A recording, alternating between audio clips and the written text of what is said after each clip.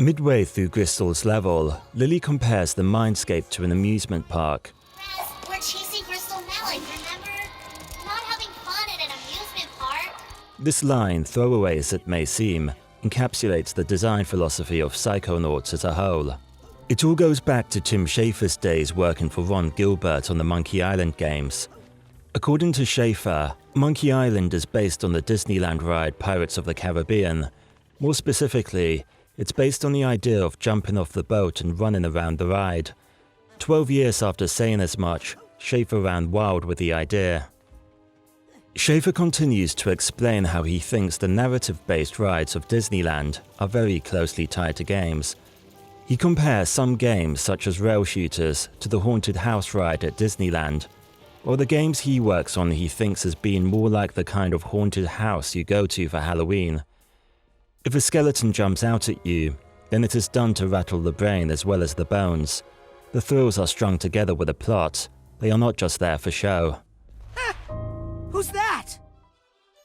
From the moment you step into the great outdoors, the player is granted access to a map. If the world is a theme park, then this would be the map of attractions. The attractions are depicted in a hand-drawn, hand-colored style. Less navigational aid and more fun souvenir, the map's main purpose is to inspire a childlike sense of adventure. Rather, the landscape is the navigational aid.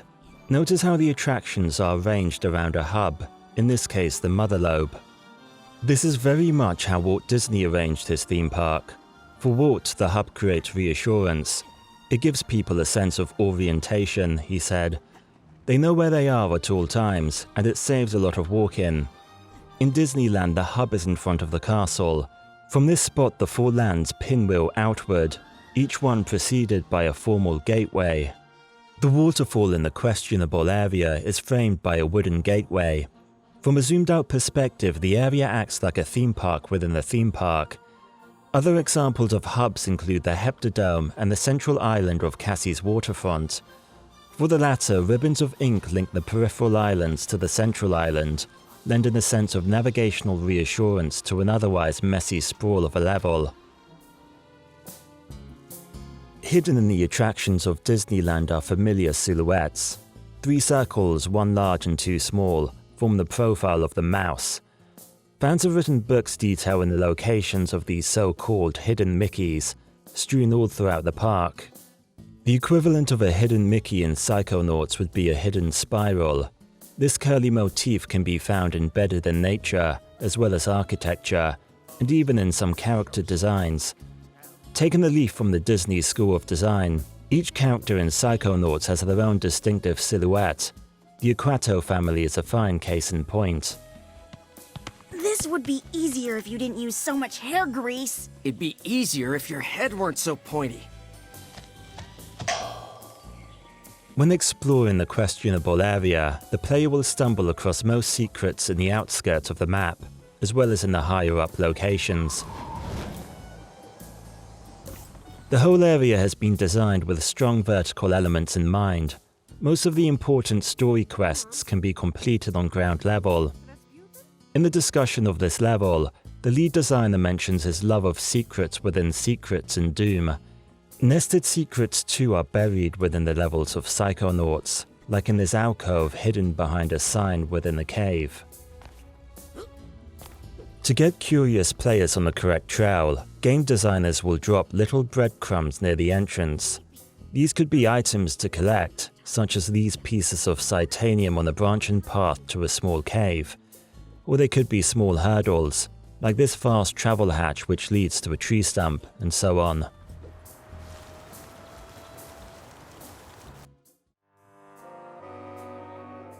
Walt Disney used strong vertical elements to represent each section of the park.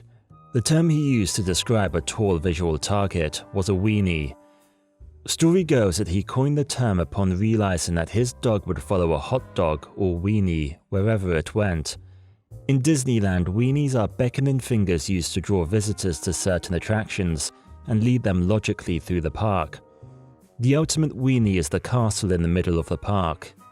The questionable area has 2 strikingly tall visual magnets. The first is the lumberjack statue beside the diner. based on the Paul Bunyan-style fiberglass models from the 60s, known as Muffler Men. The second is the gravity-defying waterfall framed by the entrance arch. Other noticeable Wienies in the game take the form of Ford Cruller. Just like in theme parks, these landmarks are not always meant to be reached. An instance of a secondary Wienie is this leaning tower perched on the edge of a cliff.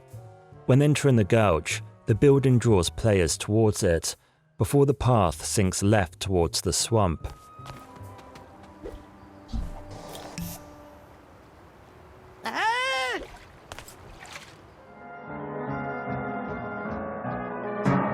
Artificial facades abound in theme parks, and in video games too. Crystal's level takes full advantage of the false front. The ride is based on It's a Small World in form and song, but with a quasi-Russian twist. More relevant to the story, the ride is based on the concept of the Potemkin village, that is a sham village. The term Potemkin generally refers to anything presented for the purpose of propaganda.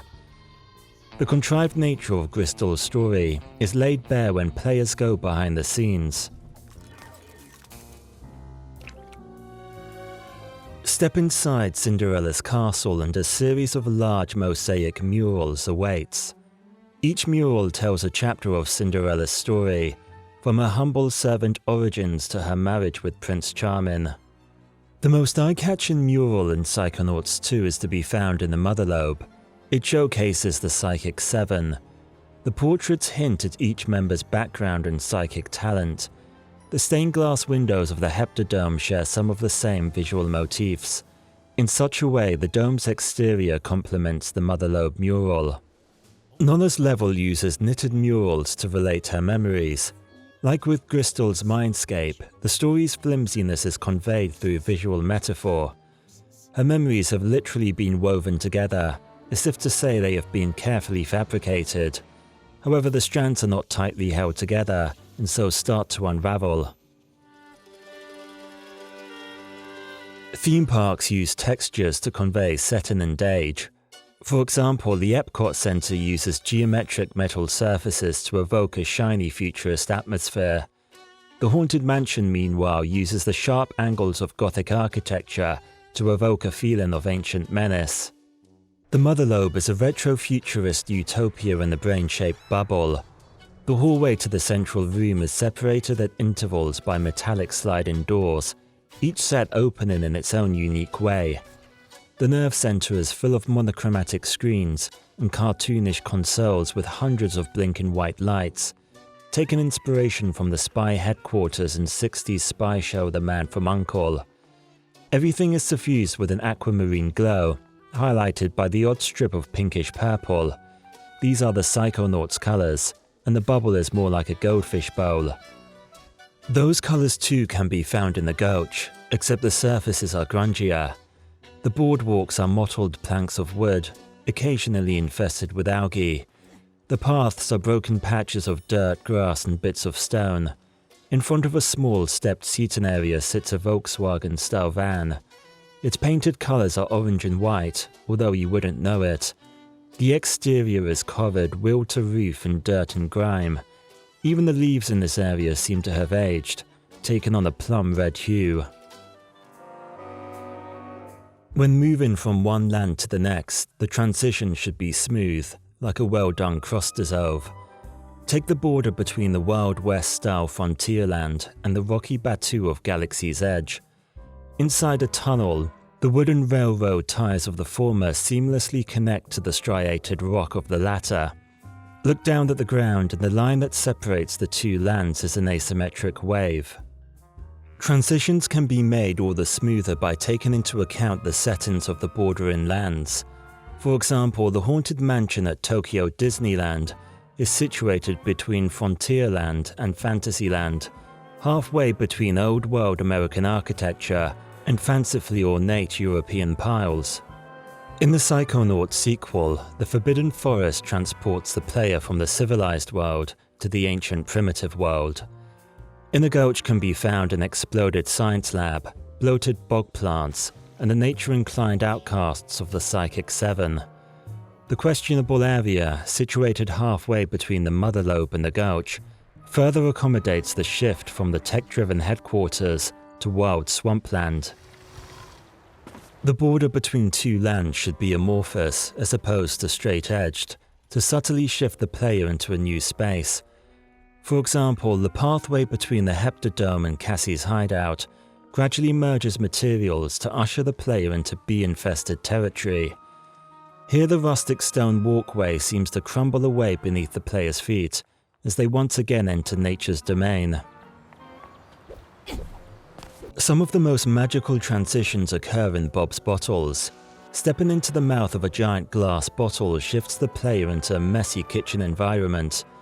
The transition is very quick and very subtle, taking place in the space of a few seconds, so we'll slow it down to see how the trick is done. Paying attention first to the surrounding walls, one notices how the round mouth of the bottle skews into a squarish opening. A floor gradually emerges, takes clearer shape by looking ahead. The glass floor of the bottle gives way to carpet. The wavy edge of the carpet demarcates the kitchen interior. The splash-like pattern and off-white color makes the carpet look like a puddle of stale spilt milk. Meanwhile, walls emerge on the sides. A few scattered planks of lopsided wood soon straighten out and multiply to become the kitchen walls.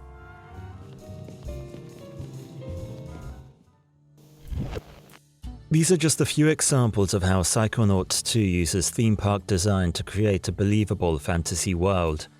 If you've spotted any other examples, or wish to share your favourite eye-bending moments from the game, feel free to share in the comments down below. Abyssinia.